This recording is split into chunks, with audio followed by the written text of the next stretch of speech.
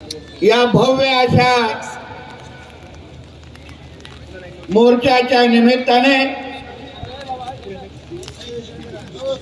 ज्याने आताच आपले विचार मांडलेत आणि ज्यांच्या नेतृत्वाखाली हा भव्य असा मोर्चा आज निघालेला आहे ते माझे सहकारी सागर बेग, मंचावर उपस्थित असलेले अन्य सर्वच प्रमुख मान्यवर, श्रीराम संघाचे सर्वच प्रमुख पदाधिकारी, वारकरी संप्रदायाचे सर्वच प्रमुख मान्यवर, उपस्थित असलेले माझे सर्व हिंदू बंधू भगिनींनो आणि माझे सर्व तरुण मित्रांनो आणि आमचे पत्रकार मित्र, आज हे जी भव्य रॅली आपण काढलेली आहे ही परमपूज्य महंत रामगिरी महाराजांच्या समर्थनासाठी आणि बांगलादेश मध्ये जे आपल्या हिंदूंवर अत्याचार सुरू आहे त्याचा निषेध नोंदवण्यासाठी ही रॅली आपण काढलेली आहे। सुरुवातीला जो माझा सूत्रसंचालन करणारा मित्र आहे त्यांनी असं बोलला की महंत रामगिरी महाराजांच्या एका वक्तव्यामुळे राज्यात आणि देशात खळबळ माजली। आता मला एक कळलं नाही की आमचे महंत रामगिरी महाराज नेमकं काय चुकीचं बोलले हे मला आजपर्यंत कळलेलं नाही।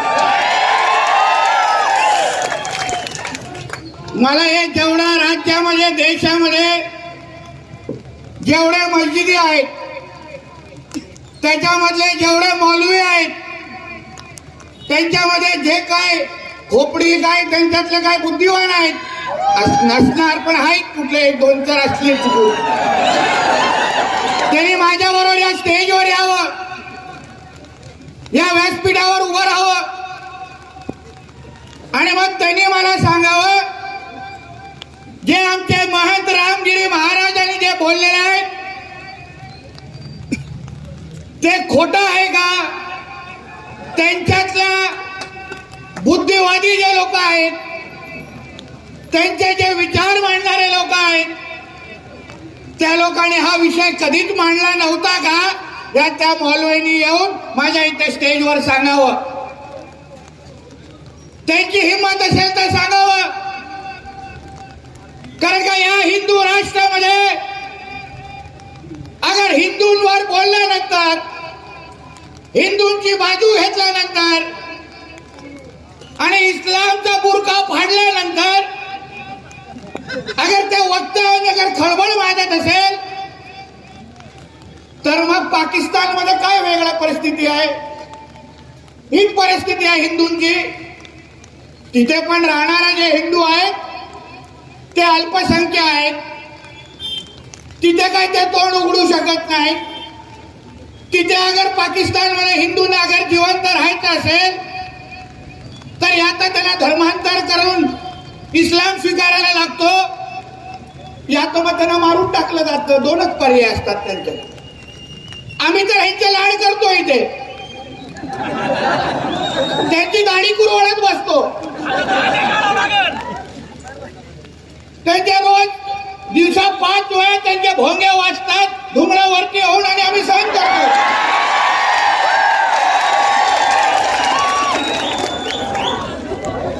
मग जो व्यवहार याची वर्तवणूक पाकिस्तान मधल्या हिंदूंबरोबर अगर तिकडचा मुसलमान समाज करत असेल तर मग इकडच्या असलेल्या हे जे काही जिहादी आहेत त्यांना आम्ही इथे त्यांचे लाड का करावेत, त्यांना डोक्यावर का उचलून ठेवावं, हा प्रश्न मला आजच्या निमित्ताने विचारायचा आहे। हे जरा गप्प बसा रे, जरा आता थोडं सहन करा, ते काही सगळं सहन करताय। मला आता थोडा पाऊस आहे पण मुद्दामून मला एक व्हिडिओ तुम्हाला कोण ऐकवायचा आहे।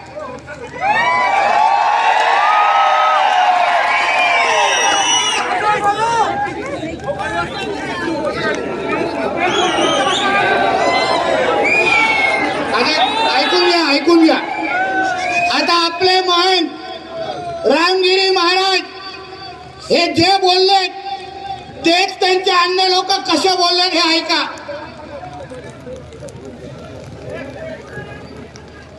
सल्लम का जब निकाह में आयशा रज़ी अल्लाह अन्हा से हुआ, याद रखिए उनका निकाह 6 साल में हुआ था और विदायगी जो है 9 साल की उम्र में हुई थी. उनका निकाह आयशा से हुआ, वो अगोदर बोललेला आहे. उनका निकाह एक आयशा से हुआ, उसकी उम्र 6 साल की थी. हे कोण बोलतंय? त्यांच्यात एक कार्टा बोलतोय. आता हा बघा जाकीर नाईक, हा बघा काय बोलतोय. He contracted the marriage with Aisha radiallahu anha at the age of 6 and he consummated the marriage at the age of 9. وسلم عقد عليها وهي بنت 6 سنين. हा पण तेच बोलतोय जे आमच्या महंतांनी बोललेलं आहे. 9 سنين. इस्लाम धर्मामध्ये ज्या व्यक्तीला आदर्श मानलेलं आहे मोहम्मद पैगंबराचं जीवन चरित्र तुम्ही पाहिलं. या मोहम्मद पैगंबराने वयाच्या 50व्या वर्षी एका 6 वर्षाच्या मुलीचं लग्न केलं. आयशा म्हणजे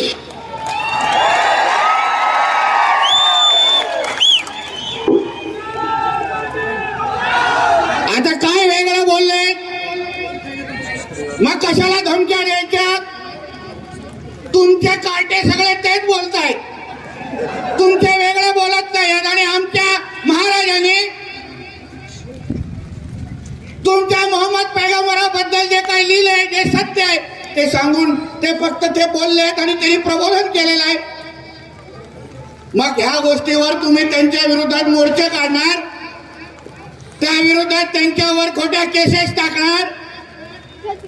तुम्ही जरा युट्यूबवर जाऊन बघा, आमच्या पत्रकार मित्रांनी जावं. त्या युट्यूबवर या जिहादी भडव्यांची भाषणं बघा. आमच्या रामगिरी महाराजांच्या विरोधात धमक्या देण्याचा कार्यक्रम सुरू आहे त्या युट्यूबवर. मी आज या व्यासपीठाच्या निमित्ताने हे जे धमक्या देणारे आहेत, जे विचार करतायत ते कधी ना कधी आमच्या रामगिरी महाराजांच्या अंगावर जातील. मी त्यांना सांगतो, या हिंदू राष्ट्रामध्ये आमच्या महंत परमपूज्य रामगिरी महाराजांवर तुम्ही वाकड्या नजरेने पाहिलं तर तुमच्या एक पण मस्जिदीमध्ये तुम्हाला जिवंत ठेवणार नाही.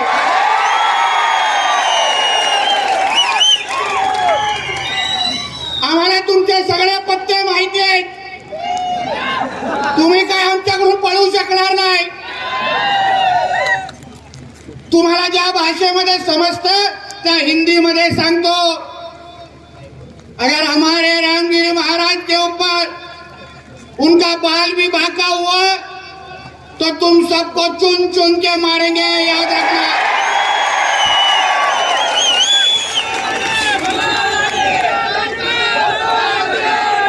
जो विषय तुमच्या लोकांनी तुमचे दुसरे काटे बोलत असतील आणि तोच विषय धरून आमचे रामगिरी महाराज प्रबोधन करत असतील तर बांधवांनो, भगिनीनो आणि माझ्या तरुण मित्रांनो, हा आमच्या महंत रामगिरी महाराजांचा विषय फक्त नाहीये. त्याला हिंदू समाजाला डिवचायचंय, त्याला हिंदू समाजाला आव्हान द्यायचंय. त्याला भारतामध्ये अशी परिस्थिती घडवायची आहे की तुम्ही कोणी असाल, तुम्ही कितीही संख्याने असाल, तुम्ही आमच्या मनाविरुद्ध इथे वागलात तर आम्ही तुम्हाला जिवंत ठेवणार नाही. हा संदेश ते लोक द्यायला प्रयत्न करतायत, हा संदेश द्यायला प्रयत्न करतायत. आता जसं आमच्या सागरने सांगितलं, आमच्या रामगिरी महाराजांचा कुठलाही कार्यक्रम असेल तर त्यांना सुखरूप घरी पोहोचवण्याची मी तो बोलतो काही गरज नाही, काय गरज. आमच्या हिंदू राष्ट्रामध्ये आमचे कुठलाही महंत हे मोकळेच फिरणार. त्यांना नाही पोलिसांची संरक्षणची गरज नाही. कारण का आमच्या या हिंदू राष्ट्रामधला हिंदू जागृत आहे. या जिहाद्यांना कळून दे, चुकून अगर आमच्या रामगिरी महाराजांवर कोणीही चालून आला तर त्याची अशी अवस्था करू की त्याची अब्बा आणि आम्ही पण त्याला ओळखणार नाही.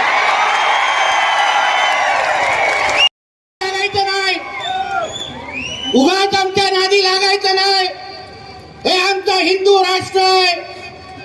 इथे हिंदूंची सगळ्या गोष्टी चालणार. हे सर्व धर्म समभाव चे हे जे भेकड आहे ना, हे आम्हा लोकांना सांगू नका. आम्ही सर्व धर्म समभाव मानत नाही. या राष्ट्रामध्ये जिथे हिंदू जनसंख्या जास्त आहे, या राष्ट्रामध्ये पहिलं हिंदूंचं हित पाहिलं जाईल आणि मग सगळे बाकी सगळे मोजले जाणार. हे सरळ स्पष्ट आहे. म्हणून कोणी आम्हाला हे भाईचारा विचाराची टेप रेकॉर्डर लावायची नाही. जे पहिलं मिळणार, जो पहिला अधिकार असेल तो फक्त हिंदूंनाच मिळणार आणि मग बाकीच्या लोकांनी रांगा लावायच्या एक तुम्हाला सांगून जातो.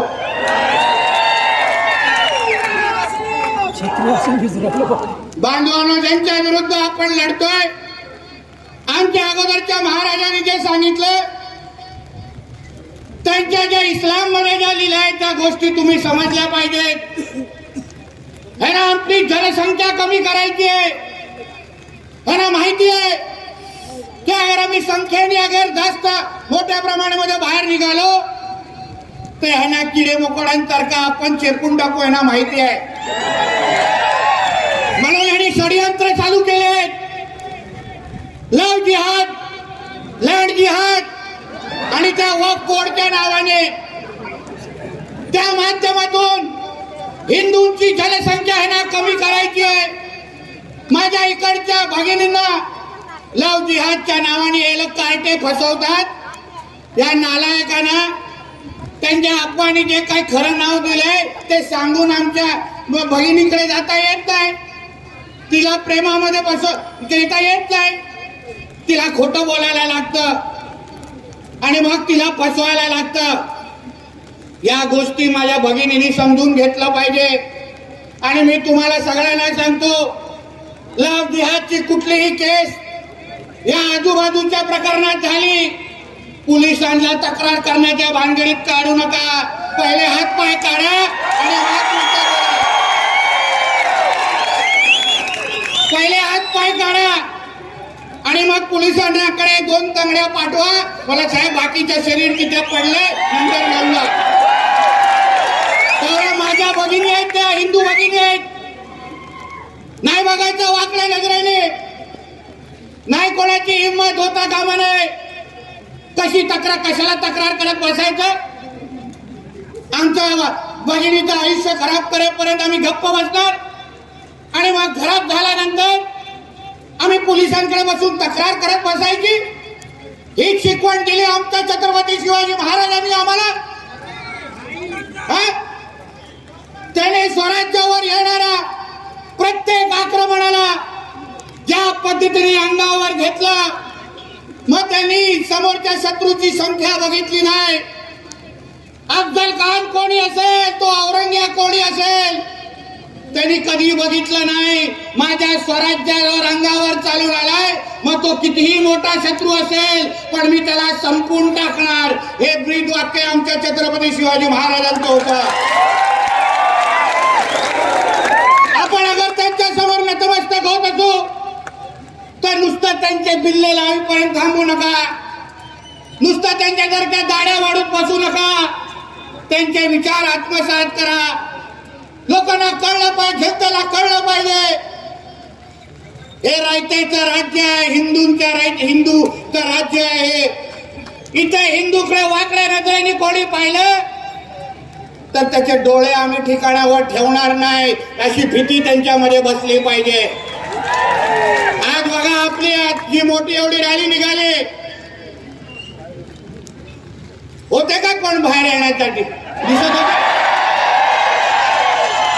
कशा बिचारे आमच्या पोलीस संरक्षणाच्या मागे बिळात बसलेले. त्या कोपऱ्यावर माझा तो बुलडोझर आमच्या सागर बरोबर उभा होता. मला सागरने सांगितलं, साहेब या पोलिसांच्या मागे मोहल्ला आहे. मला काय येऊन दे एकाला तरी बाहेर. आम्हालाही बघायचंय किती दूध पाजलंय तुला.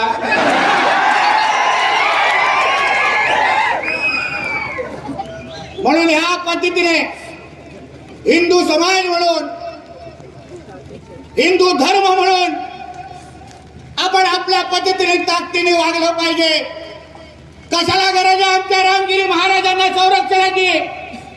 आम्ही बसलो आहे सगळे हिंदू राष्ट्र म्हणून इथे. कोणी त्यांच्याकडे वाकड्या नजरेने पाहू शकणार नाही, एवढा धाक माझ्या या हिंदू समाजाच्या इथे आहे.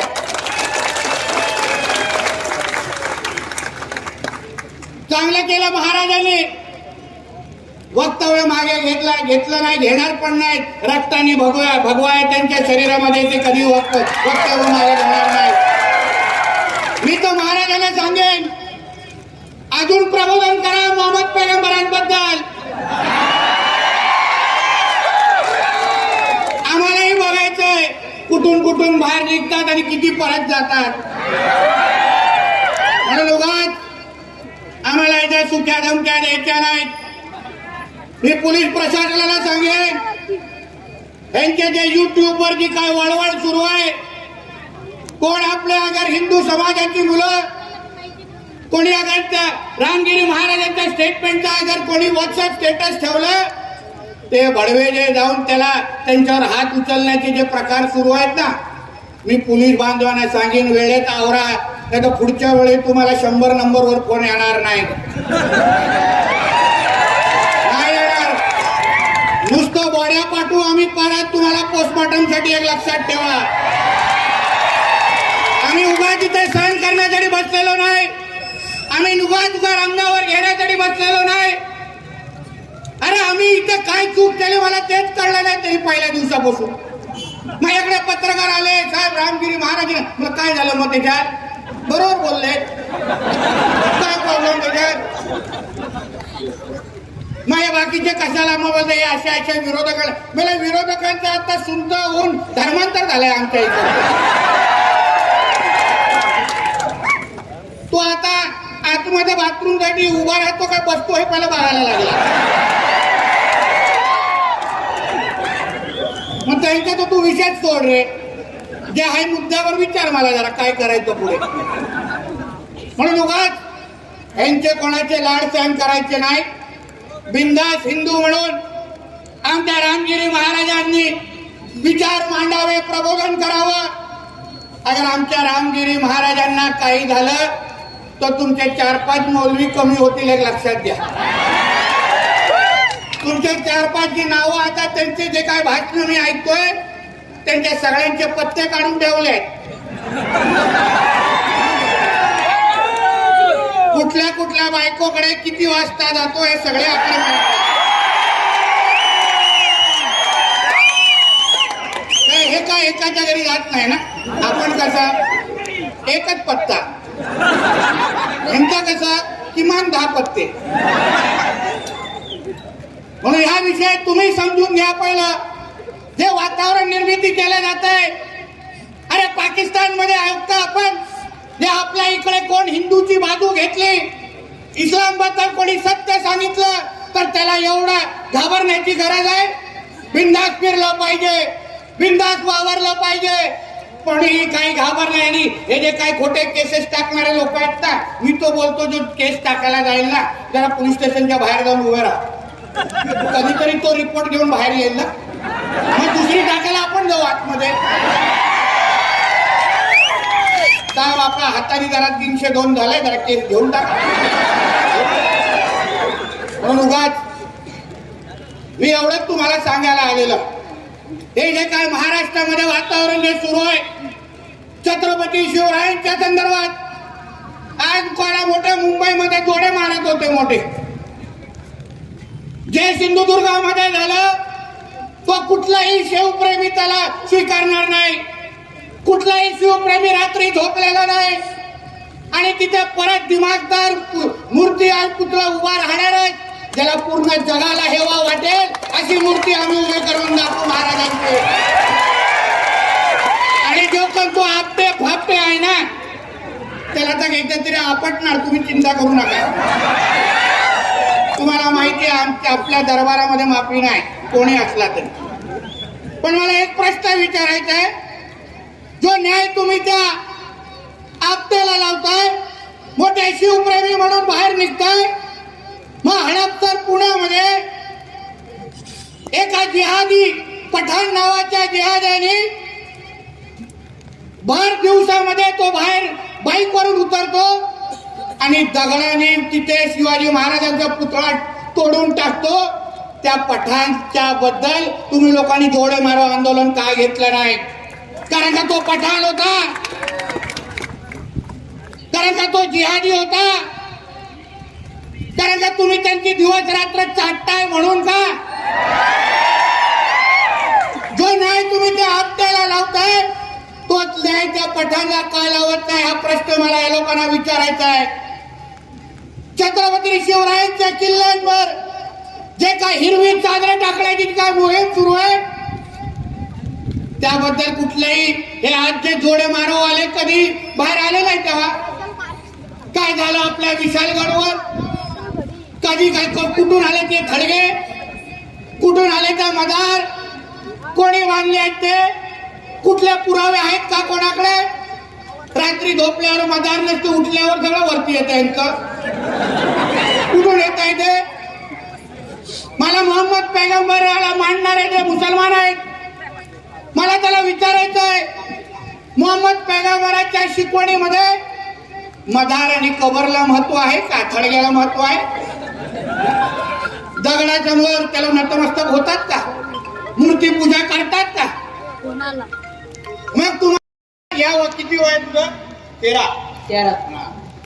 या 13 वर्षाच्या माझ्या तरुणाला ह्याच्या धर्मांतर विचारायचा करायचा प्रयत्न केला आहे लोकांनी. विचार करा, ह्याला आजानपासून सगळ्या गोष्टी शिकवत होत्या.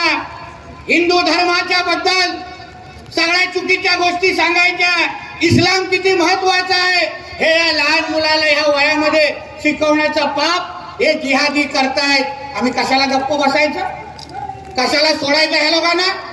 आमच्या असे लहान लहान मुलांना अगर तुम्हाला आमच्या हिंदू धर्माला ह्या निमित्ताने अगर संपवायचं असेल तर तुम्हाला पण एक जागी आम्ही ठेवणार नाही, हे त्या इकडच्या मस्जिदीच्या बसलेल्या लोकांनी समजून घ्यावं. मला माहिती आहे माझं भाषण ऐकताय तुम्ही. मुझे मालूम है तुमको बहुत डर लग रहा है, मगर हमारी नजर तुम पे अभी गिर चुकी है. अभी तुमको कोई नहीं बचाएगा. ये रे बाबा काय केलं?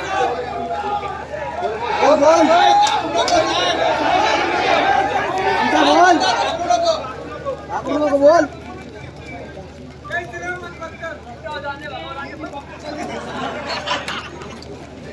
आपल्या 20-20 वर्षाच्या मुलांना गायत्री मंत्र येत नाही.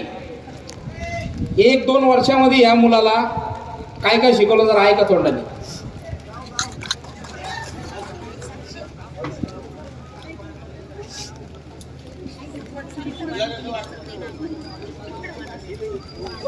माझं नाव सार्थक राजेंद्र लोखंडे.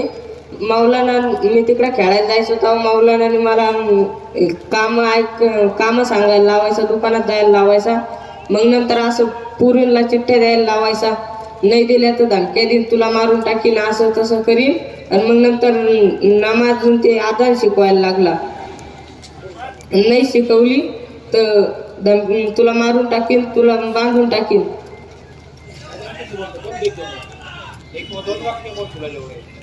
अल्लाहू अकबर, अशहदु अन्ना मुहम्मद रसूलुल्लाह, हय्या अलल फलाह, हय्या रसूल, अल्लाहू अकबर. अल्लाह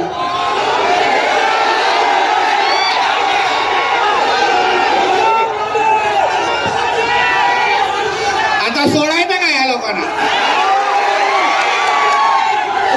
काय वय बिचारा येतं? भगवद्गीता तरी येतं का? आणि आम्ही बसून आमच्या धर्माला तुम्ही संपवायला प्रयत्न करताय. आणि ह्यांची जेव्हा आम्ही आमच्या पद्धतीने जेव्हा ह्यांची तक्रार घेऊन आमच्या पोलीस बांधवांकडे जातो आणि जेव्हा केस घेण्यामध्ये मागे पुढे होतात आणि तेव्हा जेव्हा आम्ही माझ्या पद्धतीने अगर ती तक्रार पुढे आणतो तर मग नितेश राणे वाईट कसा होतो बाबा? माझ्या नजरेसमोर माझा धर्म संपवला जात आहे. ज्या वयामध्ये हा मुलगा शिकला पाहिजे, त्याने हिंदू धर्म देवी देवतांना त्यांनी प्रार्थना केली पाहिजे, त्या वयामध्ये त्याला घाबरून अजान शिकवलं जात आहे. बांधवांनो, हेच युद्धाबद्दल मी तुम्हाला सांगतोय. हे धर्मयुद्ध आहे. आपण ज्यांच्या विरुद्ध लढतोय त्यांच्यासाठी तुम्ही सगळेजण काफिर आहात. त्यांच्यासाठी ते लोक तुम्हाला मोजत नाहीत. पुस्तक दे जरा मला, पुस्तक दे बाबा.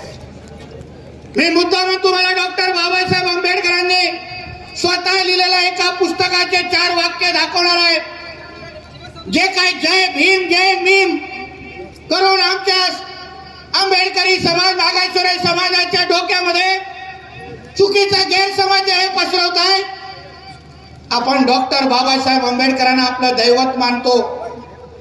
डॉक्टर बाबासाहेब आंबेडकरांनी आपल्या या देशाला संविधान दिला. त्यांच्यामुळे आज आपण हक्काने आणि अभिमानाने जगू शकतो. अशा डॉक्टर बाबासाहेब आंबेडकर यांनी 4 वाक्य जे त्यांच्या थॉट्स ऑफ पाकिस्तान पुस्तकामध्ये जे लिहिलंय ते तुम्हाला वाचून दाखवतो. डॉक्टर बाबासाहेब आंबेडकरांचे लेखन खंड 8, पान क्रमांक 292, खंड 8. डॉक्टर बाबासाहेब आंबेडकर म्हणतात, इस्लामच्या सिद्धांतापैकी एक सिद्धांत असा आहे की ज्या देशात इस्लामिक राजवट नाही अशा देशात जर इस्लामिक कायदा आणि त्या देशाचा कायदा यांच्यात विरोध आला तर त्या देशाच्या कायद्यापेक्षा इस्लामिक कायदा वरचढ ठरेल. त्यामुळे मुसलमानांसाठी इस्लामिक कायद्याचे पालन करणे आणि त्या देशाच्या कायद्याचे उल्लंघन करणे हे इस्लाम अनुसार न्याय ठरेल. म्हणजे तुम्ही विचार करा, ह्यांच्यासाठी डॉक्टर बाबासाहेब आंबेडकरांनी लिहिलेलं संविधानचं काही महत्व नाही. ह्यांना इस्लाम मध्ये जे 4 वाक्य लिहिले, इस्लाम मध्ये हिंदूंबद्दल जे लिहिलंय, इस्लाम मध्ये या तर त्या राष्ट्राला तुम्ही इस्लामिक राष्ट्र बनवा, या तर तिकडल्या हिंदूंना संपून टाका, असं सरळ स्पष्ट लिहिलंय. आणि त्याप्रमाणे ह्यांचा कार्यक्रम सुरू आहे. त्याप्रमाणे हे सगळे आपल्या विरुद्ध वागतायत. मी परत बोलतो, हा परमपूज्य महंत रामगिरी महाराजांचा फक्त विषय नाहीये. ह्याच्या मागे त्याला हिंदू समाजाला टार्गेट करायचंय, हिंदू समाजाच्या अंगावर जायचंय, हिंदू समाजाला संदेश द्यायचाय की तुम्ही तुमच्या हिंदू राष्ट्रामध्ये तुम्ही तुमच्या प्रमाणे जगू शकत नाही. तुम्हाला इथे जगायचं असेल तर आमच्या प्रमाणे जगा, असं आव्हान आपल्याला द्यायला प्रयत्न करतायत. तुम्ही फक्त एक निश्चय केला पाहिजे की यापुढे कोणीही जिहादी अगर आपल्या समोर येऊन कुठल्याही पद्धतीची जोर जबरदस्ती करेल, पोलिसांचं काम करतील, पण एक हिंदू म्हणून तुम्ही तुमच्या धर्मासाठी तुम्ही त्याचं काम करून टाकलं पाहिजे. कारण का चुकून अगर त्याला पोलिसांनी सोडलं तर मग तो काय तुम्हाला जिवंत सोडत नाही, लक्षात घ्या. अहो ते सोडा, आपल्या राज्यामध्ये गोहत्या बंदी कायदा आहे की नाही? पत्रकार मित्र सांगा, आहे की नाही? आमचे मुख्यमंत्री म्हणून देवेंद्र फडणवीस साहेबांनी आणलेला तो कायदा आहे. अरे त्यांनी एवढा गोहत्या कायदा असताना पण महाराष्ट्रात त्या श्रीरामपूरमध्ये किती कत्तलखाने तुमचे सुरू आहेत. आमच्या सागर असल्यामुळे काहीच नसतील, तो विषय वेगळा आहे. पण किती कत्तलखाने सुरू आहे, गोहत्या होत नाही महाराष्ट्रामध्ये. मग आम्हाला जेव्हा या येणाऱ्या वराह जयंतीसाठी जेव्हा आम्ही पोलीस प्रशासनाकडे परवानगी मागितली तेव्हा लगेच तिकडच्या मदिना नावाचा एक ट्रस्ट आहे या जिहाद्यांचा, त्यांनी लगेच विरोध केला की वराह जयंतीला परवानगी देऊ नका, तो आमच्यासाठी अपशगुन आहे. तुम्ही त्याला वराह जयंतीला परवानगी दिली तर आम्ही कायदा हातात घेऊ. मग हे जे राजरोस पद्धतीने आमच्या गायींचा कत्तल करतात, कत्तलखाने चालवतात, त्या गोष्टी हिंदूंनी सहन करायच्या. पण एक वराह जयंतीच्या निमित्ताने अगर आम्ही वराह जयंती साजरा करत असू तर ह्यांच्या ढोंगणामध्ये एवढी आग लागते. म्हणून इकडच्या उपस्थित असलेल्या सगळ्या हिंदूंना सांगेन, अगर ह्यांना गायींची कत्तल बंद करायची नसेल तर तुम्ही वराह जयंती जोरात साजरा करायची. होऊन दे मिरवणुका मस्जिदींच्या समोर, दिसून दे ह्या लोकांना पण आपली ताकद. त्यांना अगर आपल्या देशामध्ये डॉक्टर बाबासाहेब आंबेडकरांचा कायदा मान्यच करायचा नसेल, आमच्या देशामध्ये अगर शरिया कायदा आणायचा असेल तर आम्हालाही तुम्हाला तुमच्या भाषेत शिकवायला येतं. हा संदेश तुम्ही लोकांनी दिला पाहिजे. तुम्ही सांगा काय झालं गेल्या आठवड्यात पुण्यामध्ये? एक या घोर टोपीवाल्यांनी पोलिसांकडे परवानगी मागितली. परवानगी कुठल्या नावाने मागितली की आम्हाला सर्व धर्म समभाव नावाची एक रॅली काढायची. आमच्या पोलीस प्रशासनाने देऊन टाकली, चला काढायला केलं, हे घ्या. मग हे सगळे 400-500 जमले आणि सगळे जमल्यानंतर त्यांनी तिथे घोषणा काय दिल्या? अल्लाह अकबर आणि सर तनसे जुदा. कोणासाठी दिला? आमच्या परमपूज्य महान रामगिरी महाराजांबद्दल.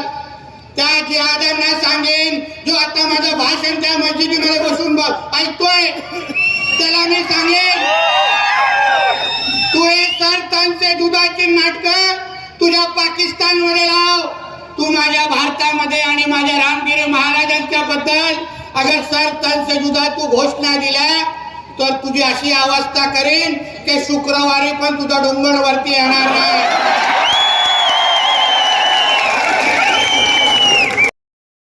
दुधाची नाटकं आमच्या बाबासाहेब आंबेडकरांच्या संविधान असलेल्या देशामध्ये चालवायचं नाही.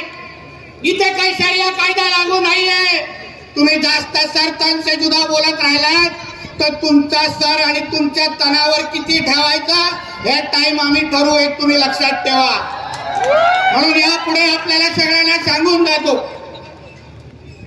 महंत रामगिरी महाराजांनी जे बोललेलं आहे ते सत्यच बोललेलं आहे आणि त्या पुढे बोलतच राहणार. त्याच्यामध्ये काय दोन विषय बदलणार नाही.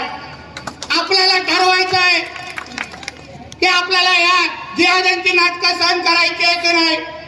सत्य बोलल्यानंतर जे त्यांचे बुद्धिजीवी जे बोलतात तोच विषय अगर रामगिरी महाराज मांडत असतील तरी अगर हे कार्टे वळवळ करत असतील तर ह्यांचा एकदाच कार्यक्रम होऊन दे आणि महाराष्ट्रामध्ये हे जिहादी मुक्त मोहीम चालू होऊन दे आणि इथे फक्त भगवादारांचंच राज्य येऊन दे हा निर्धार करून तुम्ही सगळेजण आता उतरा. आता बस झालं यांची नाटकं. आता आपण भीतीमध्ये बसायचं नाही. भीती कोणाला वाटली असेल तर त्या दाढीवाल्यांना वाटली पाहिजे, तुम्ही लक्षात ठेवा.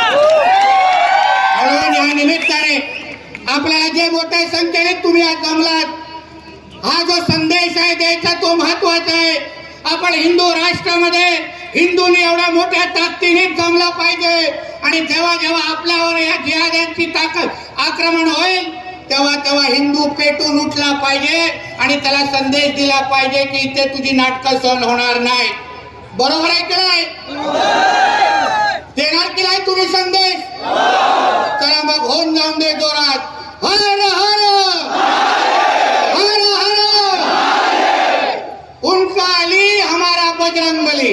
उनका अली